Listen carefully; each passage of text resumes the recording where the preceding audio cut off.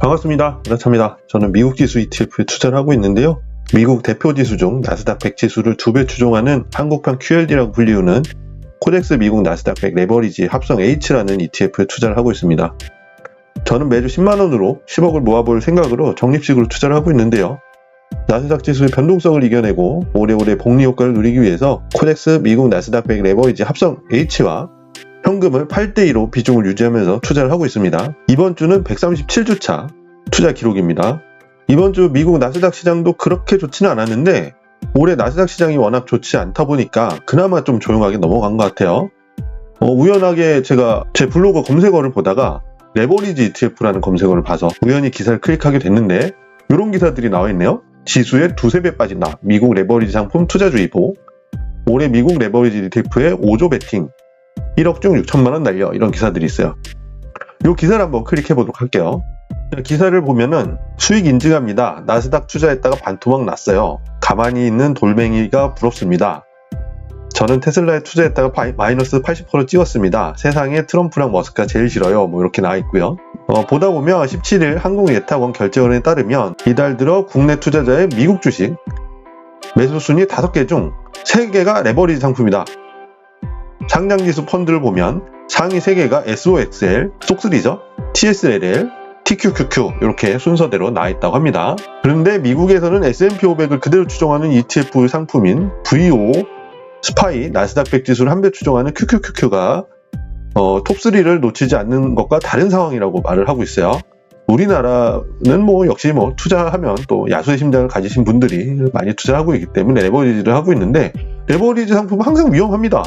그렇기 때문에 제가 이제 현금과 일정 비율을 유지하는 비율 투자를 만들어낸 거잖아요. 일정한 규칙을 이용하면 레버리지 투자도 괜찮습니다. 그냥 맹목적으로 그냥 목돈을 콱 하고 넣고 투자를 하다 보면 당연히 손실을 많이 볼 수가 있죠. 한번 한국예탁결제원에 한번 조회를 해볼게요. 그러면은 이제 세이브로라고 검색을 하게 되시고 메뉴를 여기 국제거래에서 외화증권 예탁결제 종목별 내역 이렇게 클릭하시면 결제금액 두시고 순매수 결제, 그 다음에 날짜를 그냥 올해로 놨습니다. 기사는 이제 이번 달 4월 달을 기준으로 했는데 1월 달로 놨고요. 조회를 누르면 버퍼링 한 10초 걸려서 제가 미리 조회를 해놨습니다.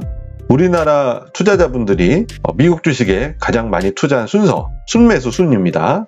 1위가 테슬라입니다. 우리나라는 테슬라 사랑은 어마어마한 것 같고요. 두 번째가 이게 테슬라 주가를 2배 추종하는 테슬라 주가의 수익률이죠. 정확하게 얘기하면 수익률을 2배를 추정하는 TSLL. 그 다음에 세 번째가 이게 SOXL입니다. 이게 속쓰리라고 불리우죠. 네 번째가 이거 제가 투자하고 있는 TQQQ. 나스닥 100 지수의 수익률을 3배 추정하는 레버리지 ETF입니다. 그 다음 5번째는 엔비디아고요. 그 다음 6번째는 팔란티어. 그 다음에 이거는 슈드라고 하는 SCHD. 그 다음에 이건 VO.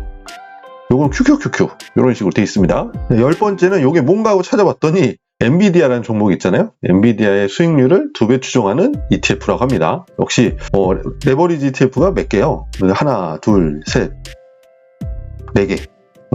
상위 10개 종목 중에 4개 정도 됩니다. 우리나라 미국 주식 투자하시는 분들이 역시 레버리지에 좀 많이 투자하고 있다는 걸 볼 수가 있는데 그래도 이걸 규칙 있게 투자를 하면 위험하진 않거든요.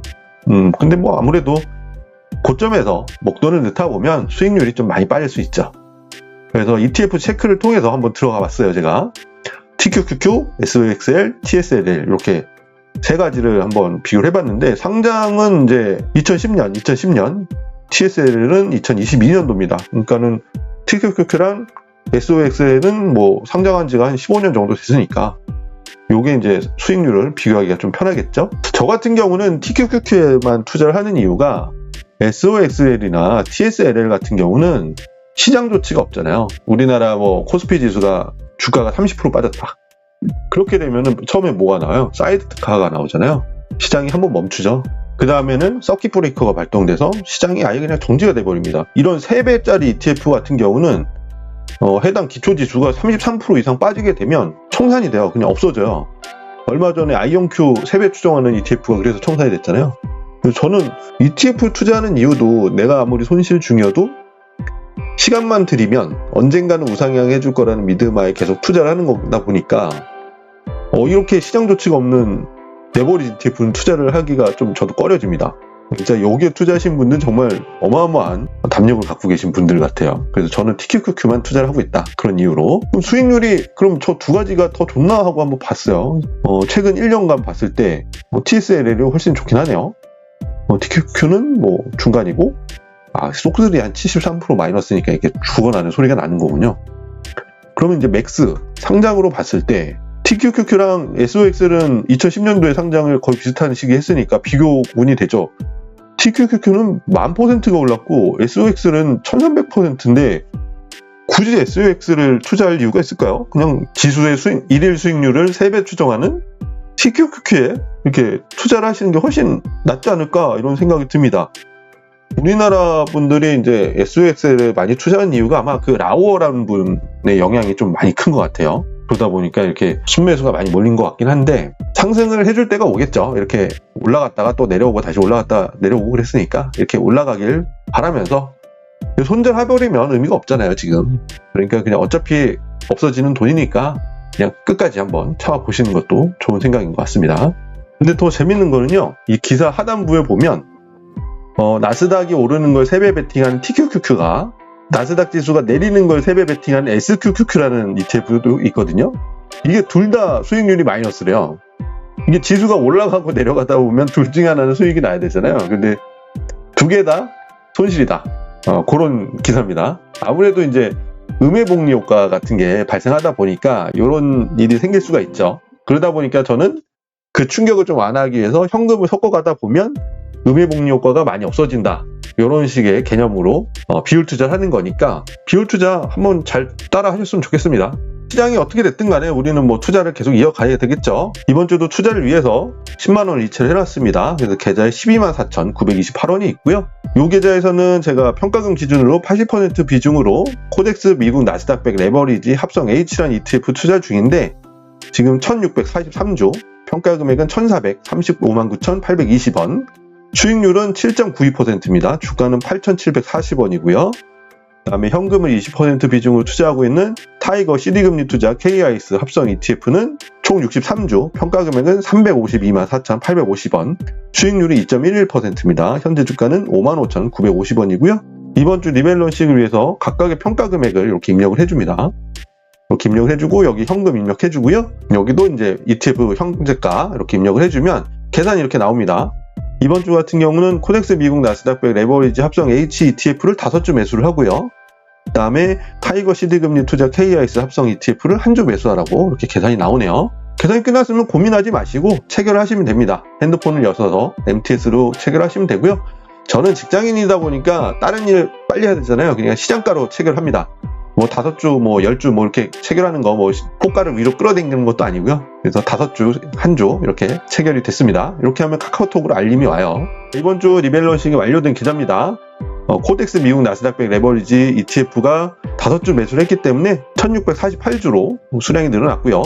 타이거 CD금리 투자 KIS ETF는 한 주를 매수를 했기 때문에 64주로 수량이 늘어났습니다. 매주 투자가 완료가 되면 투자 기록을 엑셀로 정리를 합니다. 나중에 이걸로 그래프도 그려보고 제 투자 기록을 살펴볼 수 있기 때문인데요. 총 투자 금액은 1,630만원, 총 평가액은 1,800만원, 그 다음에 총 수익률은 10.49%입니다.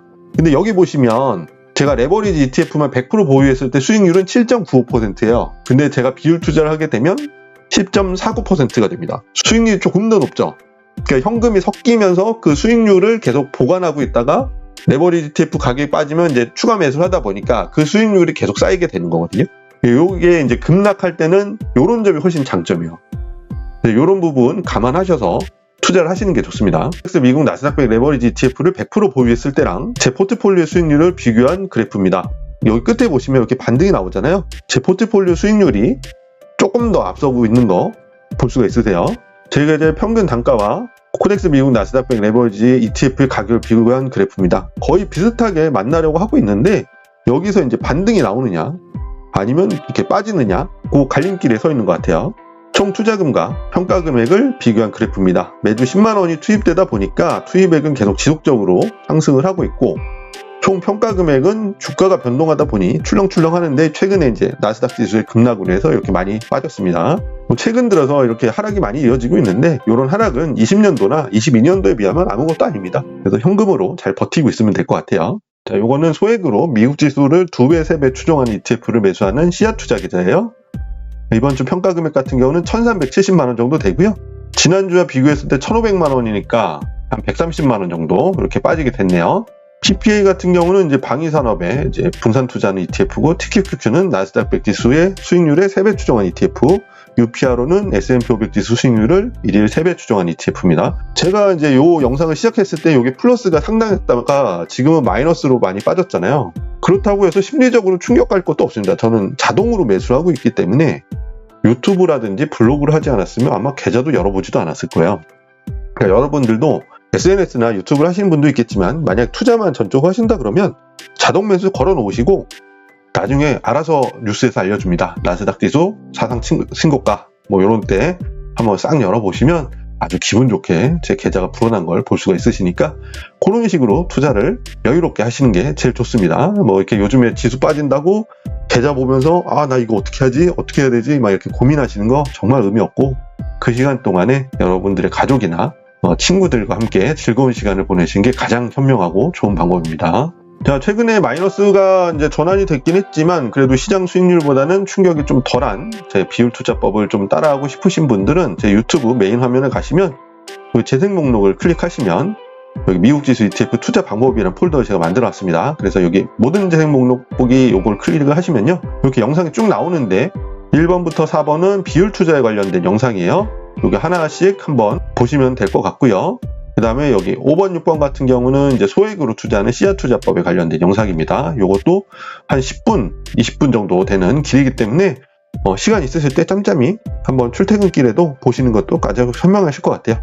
저는 투자를 어렵게 하는 방법에 대해서는 얘기하지 않습니다. 가장 쉽게 오랫동안 하는 방법에 대해서 말씀을 드리고 있기 때문에 여러분들이 영상 보시는데 어렵지는 않으실 것 같아요. 만약에 어려우신 게 있으면 언제든지 댓글로 달아주시면 좋겠습니다. 자, 이번 주도 이렇게 투자가 만료가 됐고요.